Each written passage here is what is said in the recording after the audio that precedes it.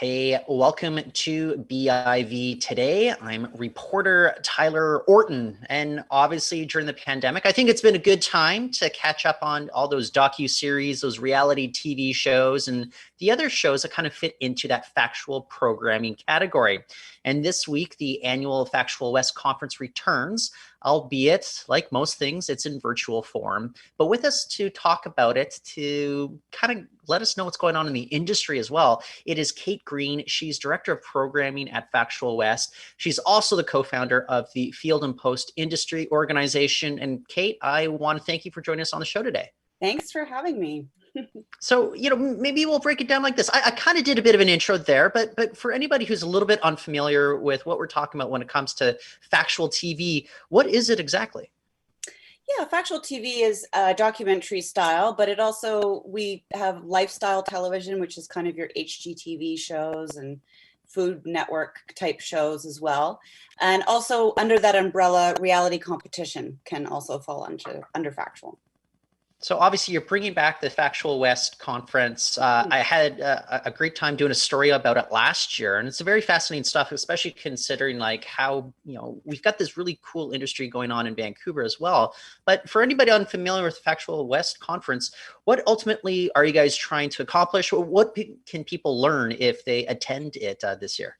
Absolutely. Well, FactualWEST, we started it as a skills development training conference for people that work in factual television, both in the field, so camera and sound and what have you, directing, as well as in post. And that's where our organization Field and Post came from. It was meant to be a networking event that we would get together and talk about our swap war stories, and it definitely filled a niche. And now we've been doing this conference. We're in our 5th year, and it's just been growing ever since. So you guys start off with kind of skills development. Has it morphed into something else where people can glean kind of other things about the industry that you're kind of excited about? Yeah, absolutely. We've created a lot of pitching opportunities as well. If you're a producer, sometimes getting out to Toronto has been difficult in the past. Now it's not as difficult with virtual pitches, but that's been an opportunity that we've created so people can meet, face to face with broadcasters and buyers and decision makers, which we are still doing as well this year. Yeah, well, it's an interesting year, to say the least. What has the industry been doing to kind of respond to all these changes? Because I even think about we've got this big film industry in Vancouver, but you go down to a set right now, there's PPE, there's physical distancing, but factual programming is also a very different animal. I'm just wondering how things are really shaping up for this side of the industry too. Mm-hmm. In some ways, factual, like a documentary crew or television series, we are at a little bit of an advantage because our crews are not as big, and we're very lean and mean quite often, and so being able to distance properly and to stay safe and on all of that is a little bit easier at times. If you're working on a big competition reality show or inside of a studio, that does change quite a bit. But I think for the most part, and a lot of the shows that get filmed here or from production companies here in Vancouver are kind of the men TV shows where they're out in the forests and the mining camps and not having to worry so much about some of the COVID issues, I guess. So it has been kind of an industry that has been able to kind of navigate things. I'm sure there's still some challenges, but you feel as if you guys are pretty much doing as well as could be expected at this point? I think so. I think if anything's being shown about the factual community in Vancouver is that we're very tenacious. We've gone through some rough times, and we've always seemed to bounce back. And there is a community here that is being served by FactualWEST and by Field and Post. And what the great thing is that when broadcasters come out here, they're surprised and shocked and delighted to meet the creative community that's here. Well, speaking of the creative community that's here, you go look, and we actually have a long history in Vancouver of really catering, especially with so many of these kind of production companies. What has been kind of that secret ingredient that has made Vancouver kind of a great spot for a lot of these production companies to set up and do business here? That's a good question. Secret ingredient. I would say, I mean, I think naturally people here in this community are, like I said, very creative, and they have a natural curiosity. They're very hardworking. Our crews are some of the best in the world, as far as I'm concerned. And also, we have some really great tax credits here in BC as well, both on the factual and scripted side, as for service production. But I think all of those things are attractive. And yeah, again, I think it really comes down to our crews and how hard we work. You mentioned it earlier, though. It's great if you have opportunities to meet up with, the executives in Toronto, the people that are going to be able to help you fund a lot of these projects. Is it still a challenge, despite the West Coast being a great spot to live and work? It's still a bit of a challenge sometimes to get that kind of right financing or the green light from certain executives if they're based in Central Canada? Well, we used to call it the $500 cup of coffee for BC producers to go out to Toronto, and now Sure. it's around $2,000 for that cup of coffee. But like myself, I have my own production company as well, and just the other day I got to do a pitch that would have cost me several $1,000s to do, but we did it via Zoom, and and it's not being done at a conference, say like a really packed conference like Banff or something, where they're distracted, they've heard 50 pitches already.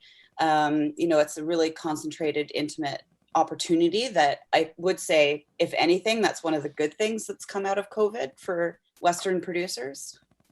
Yeah, I cover the technology sector for the newspaper, and one thing that I've heard from a lot of startups is they feel as if the playing field has been leveled quite a bit. Absolutely. They don't have to get on those flights to Silicon Valley or to Boston or what have you.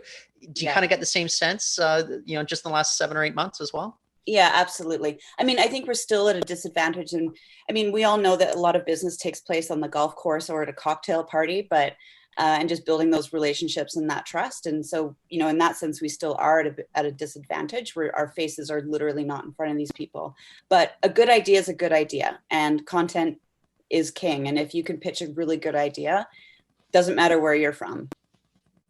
Well, speaking of content being king, I'm just wondering about demand for content right now, because a lot of people, they're staying at home, they're consuming a lot more, TV than they may have over the summer if they can't go on, say, a vacation or something like that.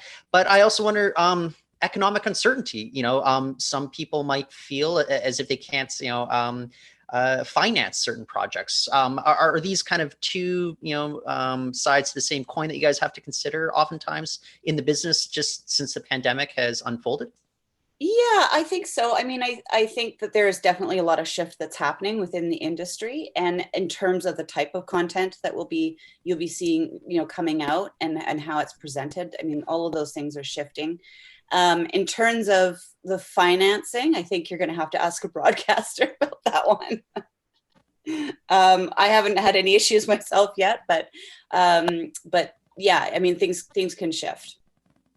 So in that case, like, you don't feel as if like demand for content has been sidelined at all. It's still right there, compared with where it was maybe at the same time a year ago. I would say, it's going to depend if you're talking about Canadian broadcasters or the US broadcasters. Okay. I think, and especially if you're talking traditional broadcasters or streamers. I think the streamers are just monsters for content.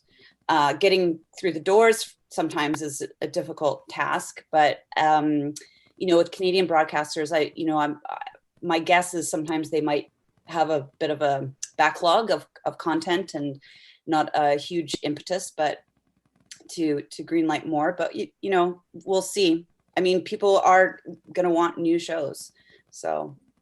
Well, I might be putting you on the spot, but we did have news this week with regards to the federal government's wanting to kind of rethink the way that the streaming services are regulated in terms of funding Canadian content. There could be about up to $800 million more in funding for Canadian content. Is this something that you're paying close attention to? You think that there is the possibility to get even that much more Canadian content in front of people's eyeballs up here in Canada? Yeah, I mean, we're all watching the situation very carefully and closely. And I think that, we have an amazing service industry in Vancouver. And again, that comes back to our crews and our location and our time zone and all of that sort of stuff, and tax credits. But I think, if we really want to survive as an industry, and Canadian content is going to have to come to the forefront, and domestic production is going to have to be invested in. And because, the service production is wonderful, but it could go away for whatever reason overnight. And then we're going to have thousands of people not working. But that's a little bit more on the scripted side of the industry than it is the factual. So it's kind of building us up as a more independent sort of industry, which I don't think anybody can really push back against, of course, right? No, yeah. And then that's what we really do need, that for sure. Don't get me wrong, the service industry has paid for a lot of mortgages and a lot of kids' braces and all of that, but I am very supportive of our domestic industry. Yeah. As we wind up here, though, why don't we go back to FactualWEST? If somebody's unfamiliar, what are maybe some sort of panels that you think might be of interest to folks that, I don't know. I know it's like picking favorite children, but maybe some certain highlights that have caught your eye. Yeah, sure. I mean, I think we've got Jeff Orlowski. He did The Social Dilemma, which was a big documentary on Netflix just recently. So he's going to be speaking about his project.